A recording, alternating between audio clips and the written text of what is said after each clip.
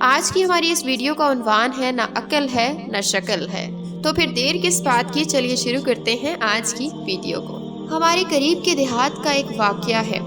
ایک نوجوان جس کی تعلیم بھی نہیں تھی اور شکل بھی عام سی تھی، یعنی شکل بھی عام سی، عقل بھی عام سی اور تعلیم بھی نہیں تھی۔ اس کی ایک خوبصورت کزن تھی۔ اس نوجوان نے کہا میں اپنی اسی کزن سے شادی کرنا چاہتا ہوں۔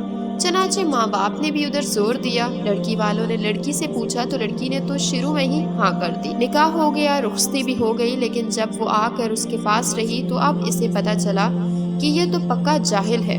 وہ سوچ میں پڑ گئی کہ نہ عقل ہے نہ شکل ہے، زندگی کیسے گزرے گی۔ چنانچہ اس لڑکی نے دل ہی دل میں اس نوجوان کو ناپسند کرنا شروع کر دیا، مگر خاموش رہی۔ شادی کے 3-4 دن بعد عام طور پر دلہنیں اپنے ماں باپ کے گھر جاتی ہیں۔ یہ لڑکی بھی گھر گئی۔ اس کے دل میں یہ بات تھی کہ اب میں دوبارہ اس گھر میں کبھی نہ آؤں تو زیادہ اچھی بات ہوگی، مگر اسے ماں باپ کے سامنے بات کرنے کی جرت نہیں ہو رہی تھی، کیونکہ ایک تو قریب کا رشتہ تھا اور دوسرا شروع میں ہاں بھی کر چکی تھی۔ 2-4 دن بعد خاوند لینے کے لیے آ گیا۔ ماں باپ نے کہا کہ بیٹی تیاری کرو، تمہارا میاں تمہیں لینے آیا ہے، جاؤ اس کے ساتھ۔ چنانچہ اس نے اپنا سامان باندھا اور اس کے ساتھ چل پڑی۔ انہیں ایک گاؤں سے دوسرے گاؤں جانا تھا۔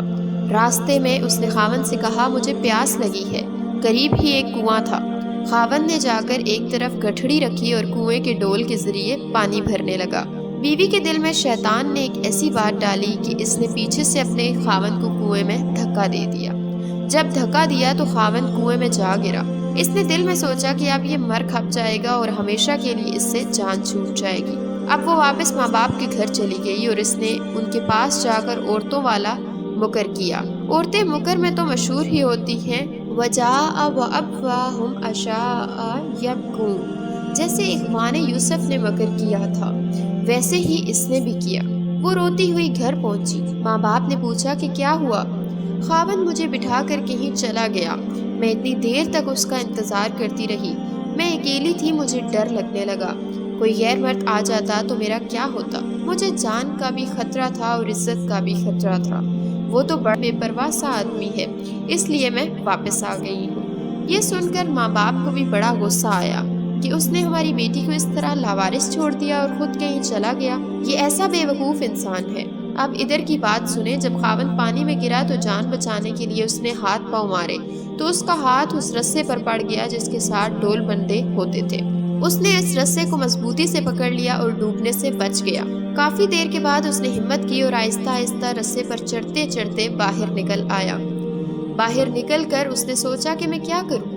اس نے دل ہی دل میں کہا کہ مجھے توقع نہیں تھی کہ میری بیوی میرے ساتھ ایسا معاملہ کرے گی۔ کوئی بات نہیں، میں دوبارہ چلا جاتا ہوں۔ چنانچہ اب وہ دوبارہ سسرال کے گھر آیا۔ اتنے میں کپڑے بھی خشک ہو گئے تھے۔ جیسے ہی وہ سسرال کے گھر میں داخل ہوا تو لڑکی کے والدین نے اس کو بہت جلی کٹی سنائی۔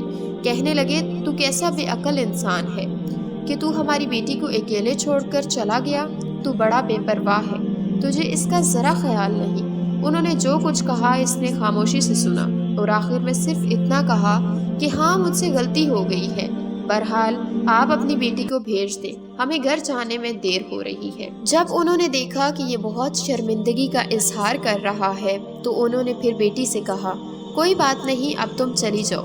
اب بیٹی تو چل پڑی، لیکن اس کے دل میں ایک بات بار بار آنے لگی کہ اگرچہ یہ ان پڑھ تھا، اگرچہ یہ بے عقل تھا، شکل اچھی نہیں تھی، مگر اس نے میرے ماں باپ کے سامنے میرا عیب چھپایا ہے۔ اس کا دل بہت بڑا ہے نا، اگر یہ میرے ماں باپ کے سامنے میری حرکت کھول دیتا تو میں تو ماں باپ کو چہرہ دکھانے کے قابل نہ رہتی۔ اس ایک بات پر اس لڑکی کے دل میں خاوند کی ایسی محبت پیدا ہوئی کہ اس نے اپنی بقیہ پوری زندگی اپنے خاوند کی محبت میں گزار دی۔ ناظرین، اسی لیے تو کہا جاتا ہے کہ علم کے ساتھ ساتھ اچھی تربیت اور شعور کا ہونا بھی لازمی ہے۔ آپ اس کے بارے میں کیا کہنا چاہیں گے؟ ہمیں کامنٹ سیکشن میں اپنی رائے کا اظہار ضرور کریں۔ ملتے ہیں انشاءاللہ کسی اور ویڈیو میں کسی اور ٹاپک کے ساتھ، تب تک کے لیے اپنا رکھیے بہت سارا خیال، ہم سب کو رکھیے دعاؤں میں یاد، فی امان اللہ۔